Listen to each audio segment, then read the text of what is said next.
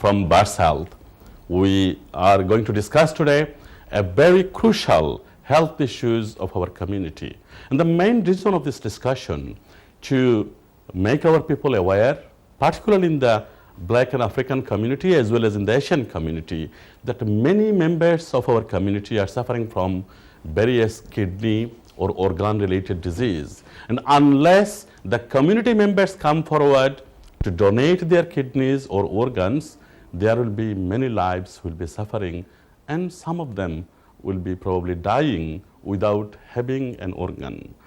We would like to know that why so many people from the Black and African community are waiting for an organ or kidney comparing to the white counterparts. We'll have a clinician from the second segment, a famous an expert clinician who will be talking to you directly if you have any clinical questions, any concerns, or if you want to share your experience. However, I have a rich panel here today. I would like to introduce them in a minute, but before that, I would like to thank you, Ben TV, to allow us this opportunity to have this discussion in their platform.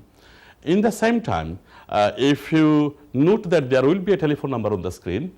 If you want to talk to us directly, you can use this number. And from the second segment, there would be a telephone number from the NHS Blood and Transplant for organ donation hotline or organ donation line. You can call there to register your name, or if you want to get some more information, you can leave your name there and they will call you back.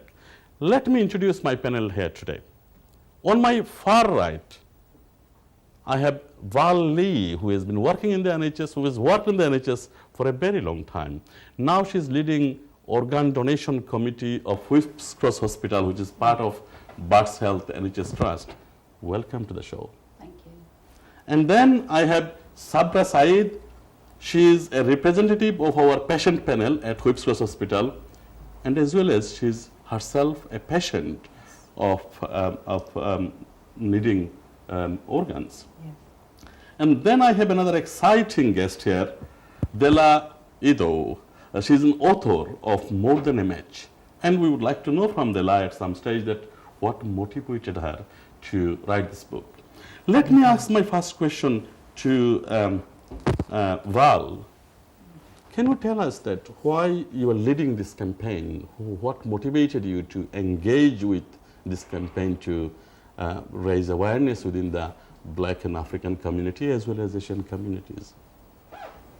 Well, I'm retired now, but when I worked in the NHS, one of my last jobs was to work with a lot of local community and faith groups, and I made a lot of contacts there.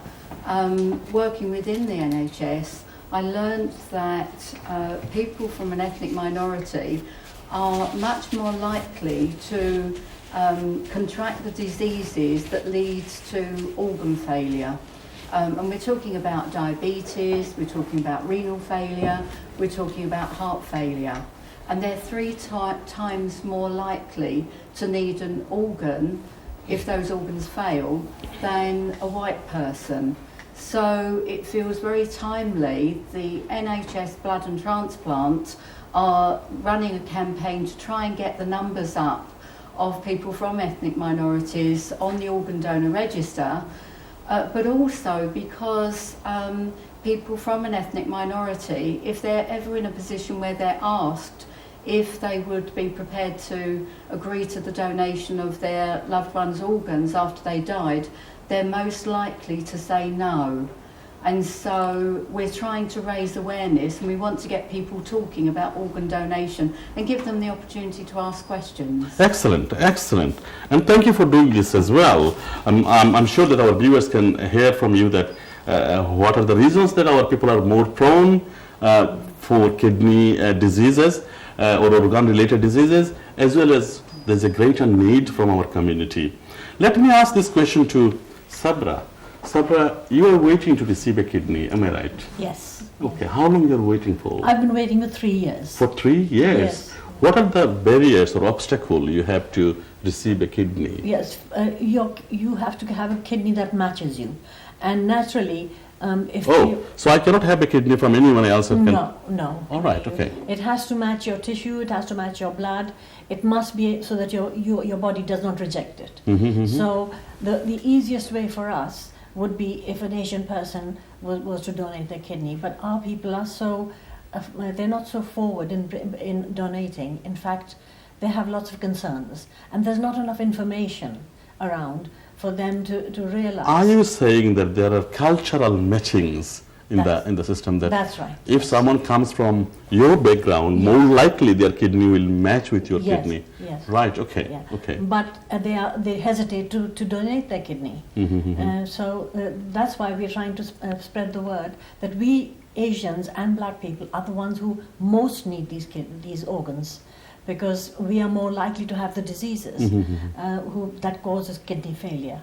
So I think, I'm not talking for myself, but there are so many young people who are waiting for kidneys, and I think, you know, for them, it's their whole life. I must admire your spirit that not only as a patient, you came as a member of the community to raise this awareness that our community should come forward to save lives of their loved one from the same community. Okay, let me ask Della Ido, More Than a Match, very nice book.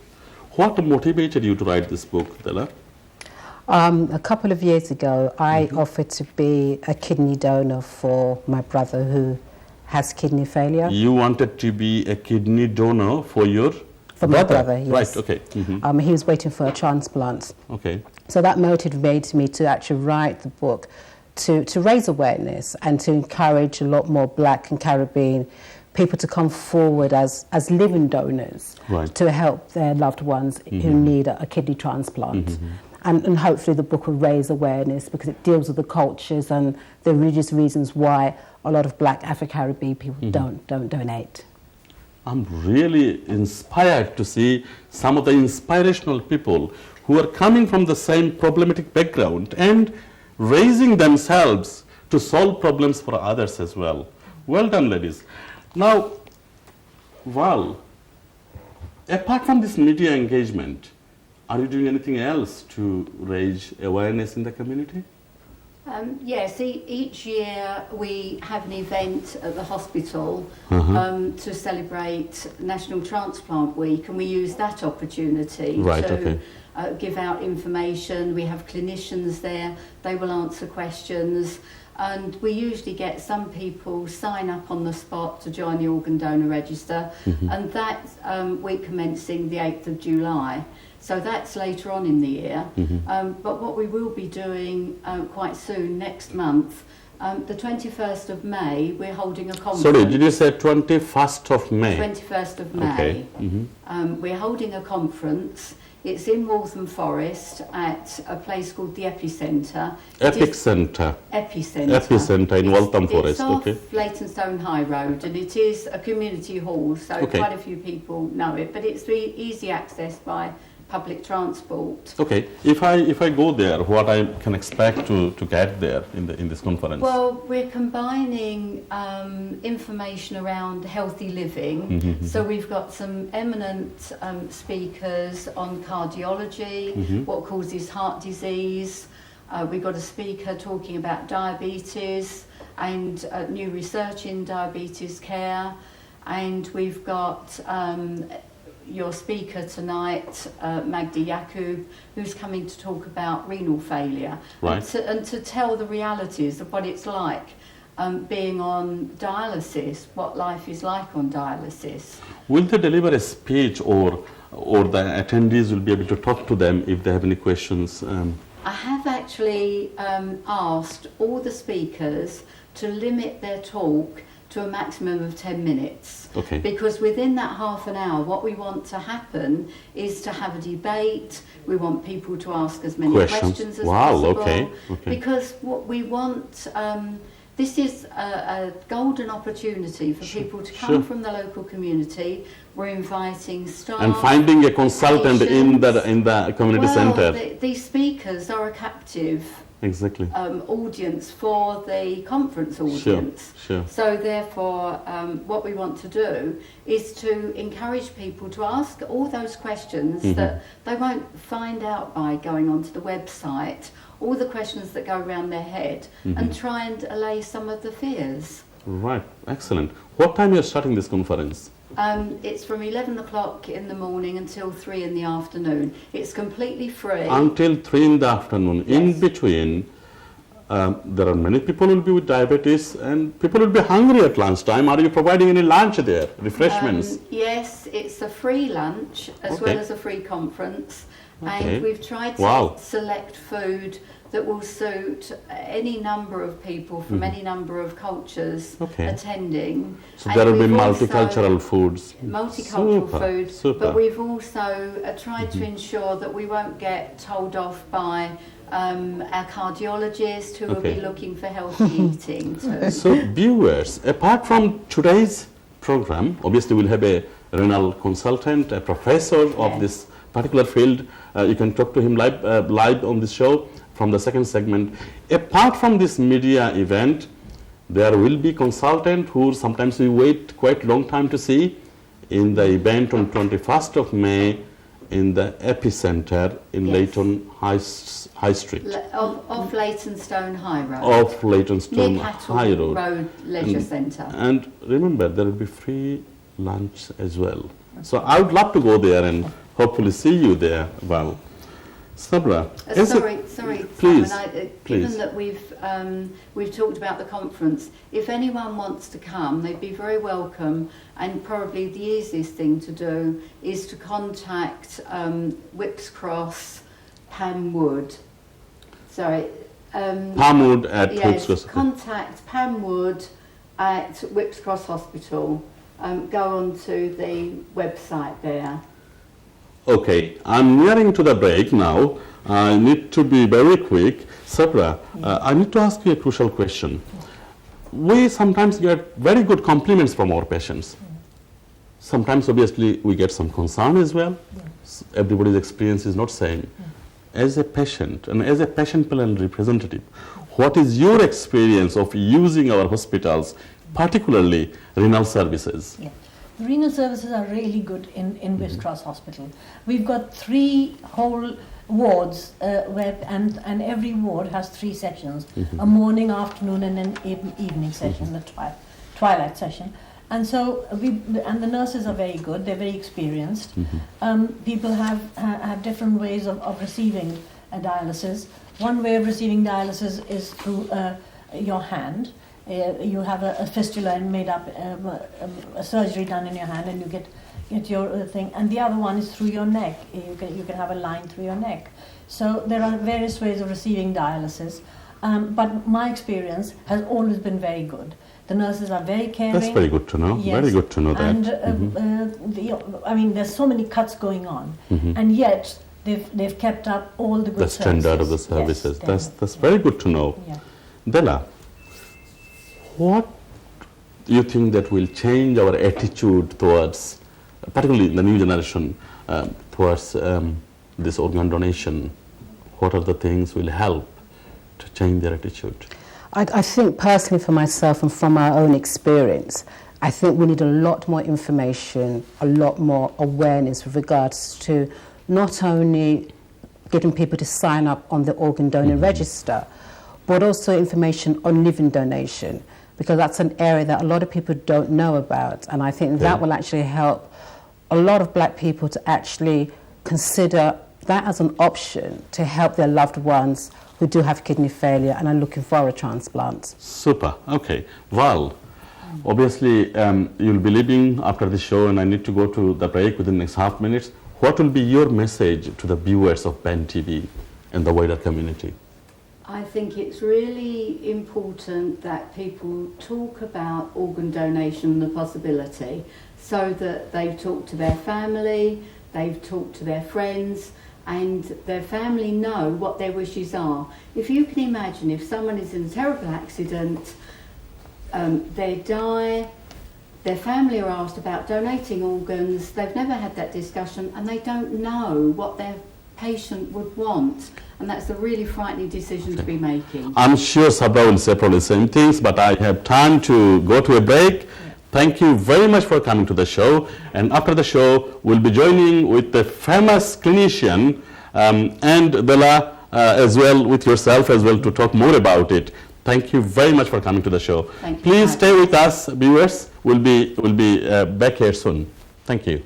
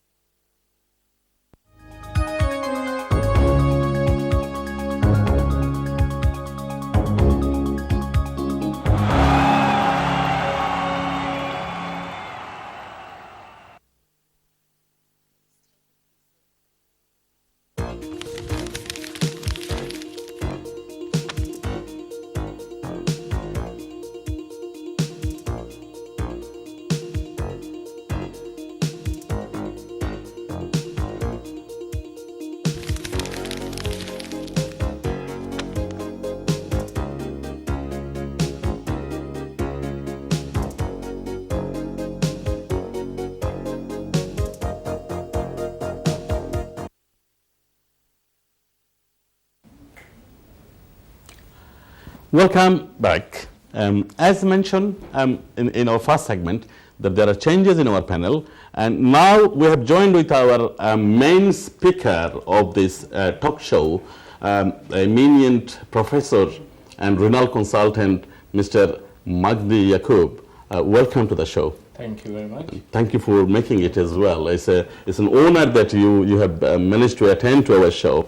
And we have Dela Edo as well. So let me ask the first question to Professor Yaqub.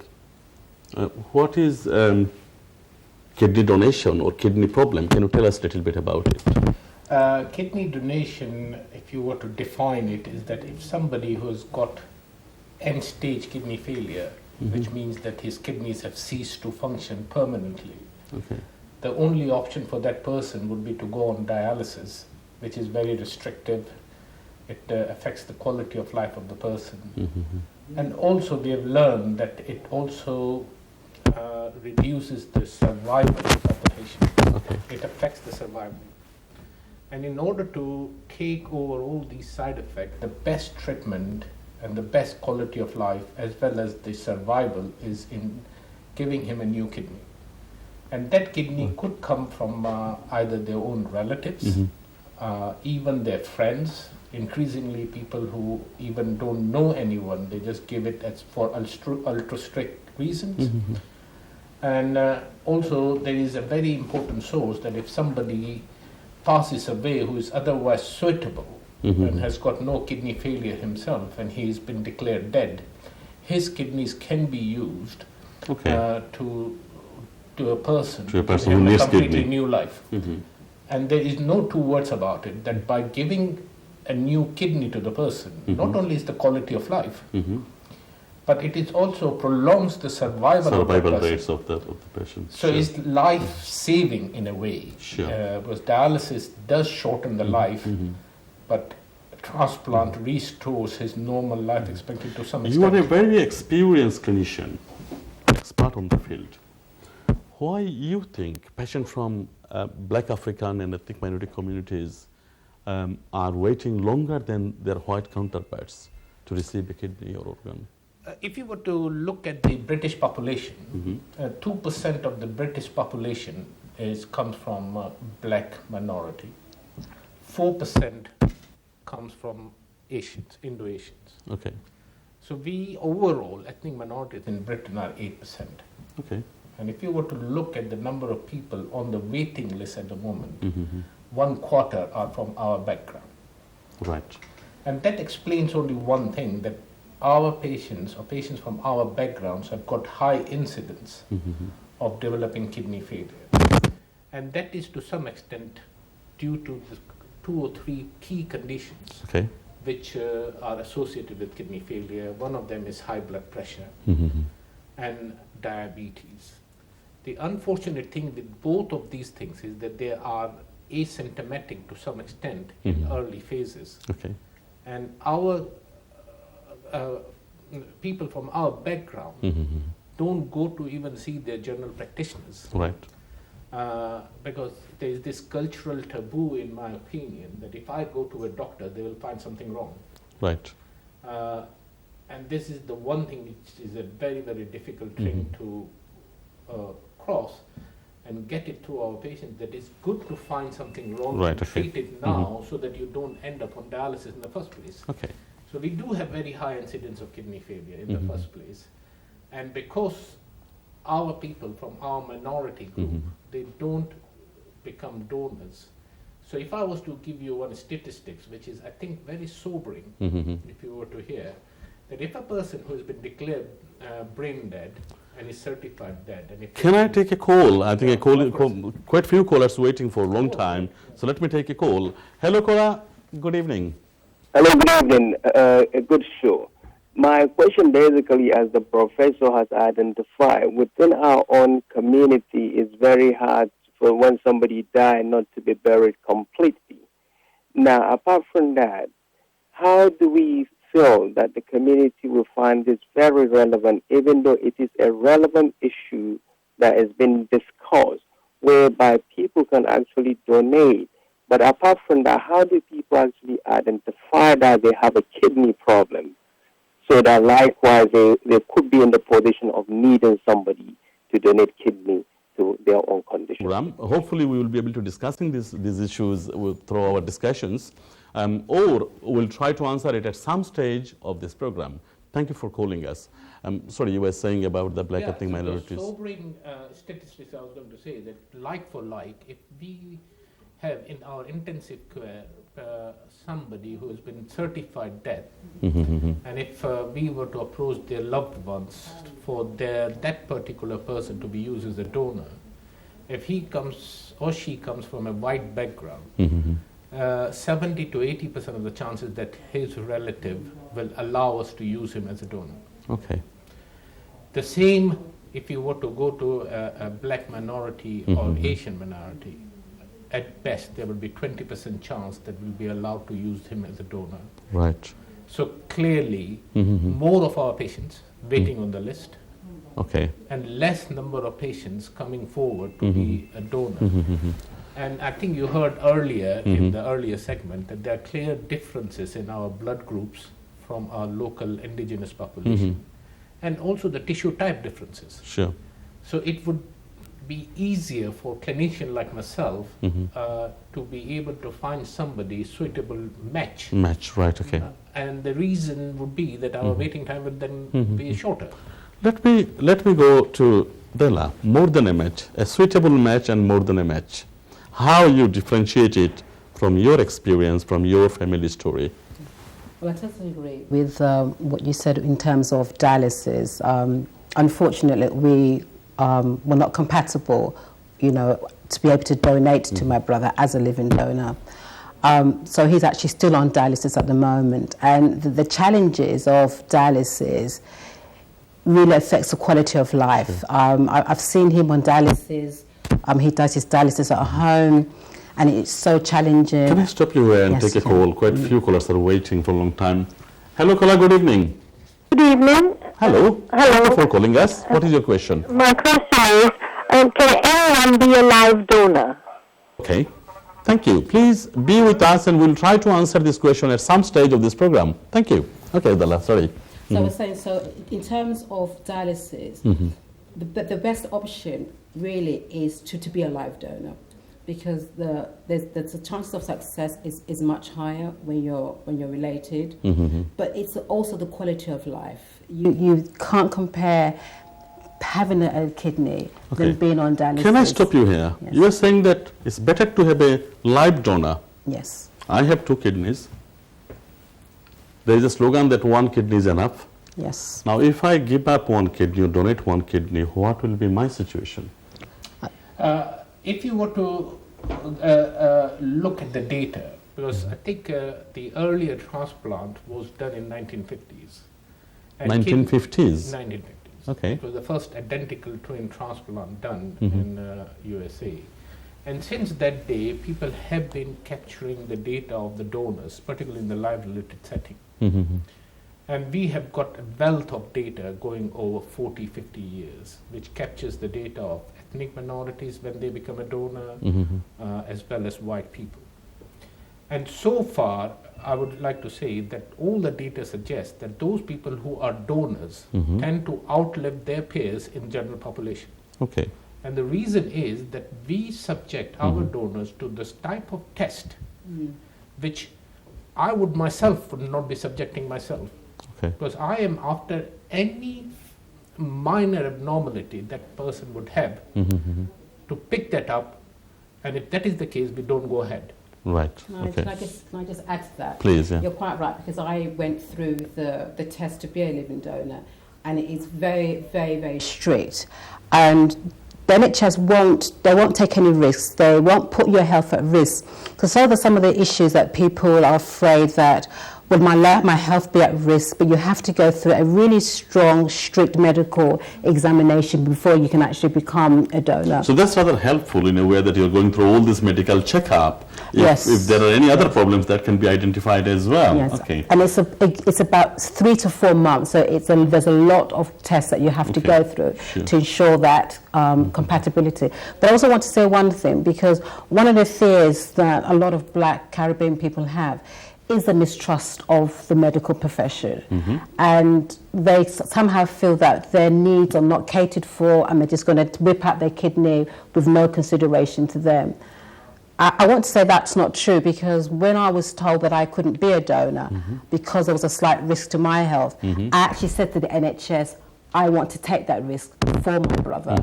And they said, no, I couldn't. NHS don't take so the risk. So the NHS actually have to have very, very high standards before they can actually, before you can actually be a kidney donor. Okay, can we find out about a little bit about the transplantation procedure?